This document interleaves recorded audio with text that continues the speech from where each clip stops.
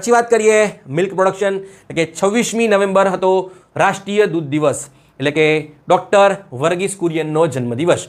આપણે મનાવીએ છીએ દેશની અંદર રાષ્ટ્રીય દૂધ દિવસ, જેમને શું માનવામાં આવે છે? Father of white revolution. Okay, ચલો. એ દિવસે મિનિસ્ટ્રી ઓફ એનિમલ હસ્બન્ડરી એન્ડ ડેરિંગે એક ડેટા રિલીઝ કર્યો કે ભારત છે એની અંદર 2023ની અંદર, ધ્યાન કરજો, 2023માં જે દૂધનું ઉત્પાદન છે એ 4% વધ્યું છે. કેટલું વધ્યું છે?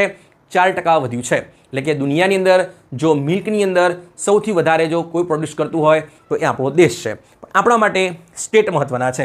તો નંબર 1 સ્ટેટ કયું છે? એ છે યુપી. બીજા નંબરમાં છે રાજસ્થાન, ત્રીજામાં એમપી, ચોથામાં આપણે આવે છે ગુજરાત, અને પછી આવશે મહારાષ્ટ્ર. ઓકે, ચલો. તો મિલ્કની સાથે સાથે એક બીજો ડેટા પણ આપ્યો કે ભારતની અંદર માંસ છે એના અંદર પણ શું થઈ રહી છે? વૃદ્ધિ થઈ રહી છે. ઓકે, પૂછાશે નહીં પણ સાઈડ બાય ધ્યાન રાખીએ. તેનું સૌથી વધારે પ્રોડ્યુસર કોણ સ્ટેટ કરે છે? એ કરે છે વેસ્ટ બંગાળ. બીજા નંબરમાં છે યુપી. પણ આપણે દૂધનું ધ્યાન રાખીશું. ઓકે,